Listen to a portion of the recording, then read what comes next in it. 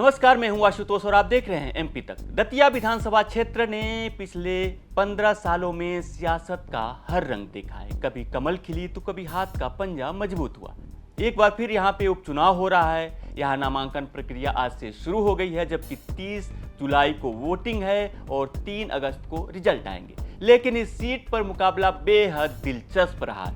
दतिया का चुनावी इतिहास गवाह है कि यह मुकाबला हर बीतते साल के साथ और कड़ा होता गया है। साल 2008 से 2018 तक बीजेपी यहां लगातार से जीतती रही, लेकिन हर चुनाव के साथ ही कांग्रेस ने बीजेपी की घेराबंदी तेज की, जिसका नतीजा 2023 में सबके सामने आया।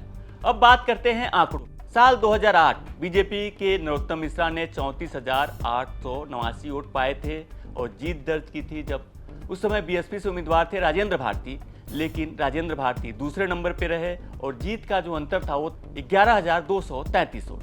साल 2013 मुकाबला सीधे बीजेपी बनाम कांग्रेस हो गया। नरोत्तम मिश्रा को 57,438 वोट मिले, जबकि कांग्रेस के टिकट पर उतरे राजेंद्र भारती को 45,357 वोट मिले। बीजेपी ने 12,081 वोटों से दूसरी बार भी बाजी मार ली।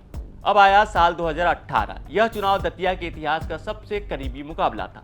बीजेपी के नरोत्तम मिश्रा को 72,209 वोट मिले, मतलब 49%, जबकि कांग्रेस के राजेंद्र भारती को 69,543, मतलब 47%।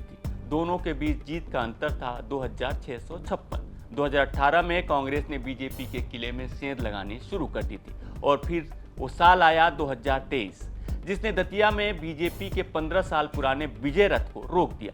कांग्रेस के राजेंद्र भारती ने बीजेपी के कद्दावर नेता नरोत्तम मिश्रा को 7,742 वोटों से हराकर यहां का समीकरण ही बदल दिया। यानी दतिया की कहानी साफ है।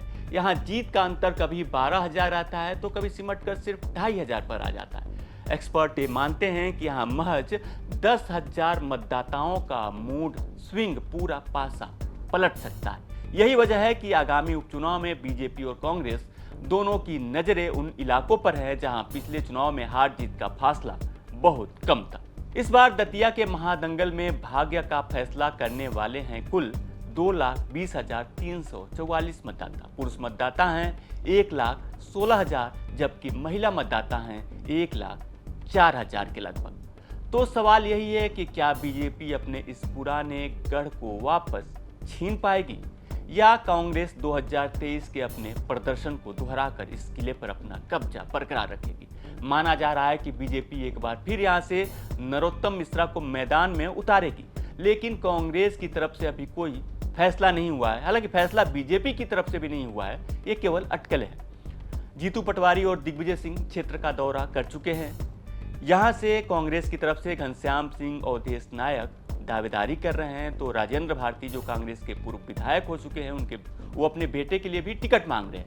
आपको बता दें कि राजेंद्र भारती के अयोग्य होने की वजह से यहाँ ये सीट खाली हुई है। दरअसल 27 साल पुराने एक बैंक एफडी घोटाले के मामले में एमपी एमएलए कोर्ट ने राजेंद्र भारती को दोषी पाते हुए 3 साल की सजा सुनाई, जिसके चलते उनकी सदस्यता चली गई और वे चुनाव लड़ने के लिए अयोग्य घोषित हो गए। इसके बाद से यहाँ पे चुनाव आयोग ने उपचुनाव का ऐलान कर दिया। 30 जुलाई को यहाँ पे वोटिंग होने वाली है, जबकि 3 अगस्त को ये पता चलेगा कि दतिया का विजेता कौन होगा। तो आपको ये रिपोर्ट कैसी लगी कमेंट में हमें जरूर बताएं और मध्य प्रदेश से जुड़ी तमाम बड़ी खबरें देखने के लिए देखते रहें एमपी तक।